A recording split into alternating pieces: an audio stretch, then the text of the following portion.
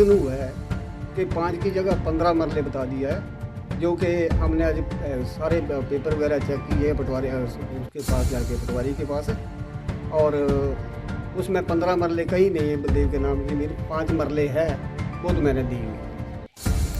ये ज़मीन मैंने 2008 में मुझे उन्होंने दी है। ऐसे षड्यंत्रों से ऐसे नेता कभी लोगों के नेता नहीं बन सकते हैं, ना ही वो कभी कोई चुनाव जीत पाएंगे। ये मेरी उनसे 2 टूक सलाह है।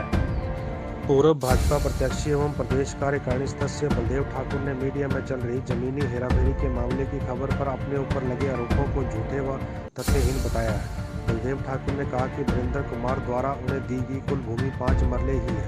बलदेव ठाकुर ने भाजपा प्रदेश उपाध्यक्ष कृपाल परमार, फतेहपुर भाजपा महिला अध्यक्षा को आड़े हाथों लेते हुए कहा कि उनके ऊपर इनकी वजह से मात्र 10 मरले जमीन की हेराफेरी के आरोप लगाए गए हैं, जबकि भोर खास में उनके घर के पास खुद के नाम काफ़ी भूमि है। उन्होंने पत्रकारों के समक्ष कहा कि उपरोक्त नेता ने ड्रामा करवाकर षड्यंत्र रचकर उनकी छवि खराब करने की कोशिश की है। उन्होंने कहा कि वो ईमानदारी से जनसेवा कर रहे हैं। उन्होंने कहा कि फतेहपुर में एक नेता की जमीन खिसक चुकी है, इसलिए वह ऐसे ओछे उत्कंडे अपना रहा है।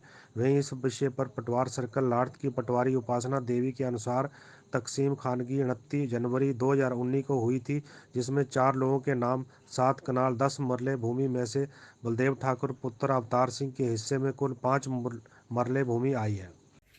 ये ज़मीन मैंने 2008 में मुझे उन्होंने दी है। 2008 में ये जो एरिया पड़ता था, चाहे लार्थ थी चाहे भोल खास थी, ये सारा ज्वाली विधानसभा क्षेत्र का एरिया था। उस समय ये विधानसभा ज्वाली थी। 2009 के डीलिमिटेशन के बाद ये विधानसभा फतेहपुर बनी।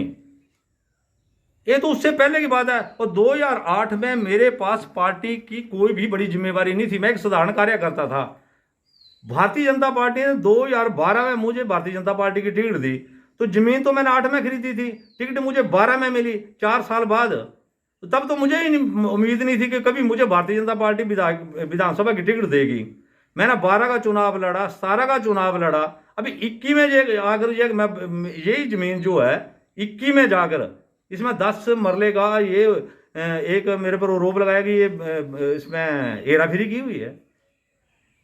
तो क्या जवाब देना चाहेंगे ऐसे नेताओं को जो इस तरीके के आरोप लगा रहे इनसे हैं? मेरी एक ही निवेदन है कि वो जनता में जाएं, जनता का दिल जीतें, जनता में काम करें, उससे ही वो जिंदगी में कभी कामयाब हो सकते हैं। ऐसे षड्यंत्रों से ऐसे नेता कभी लोगों के नेता नहीं बन सकते हैं, ना ही वो कभी कोई चुनाव जीत पाएंगे।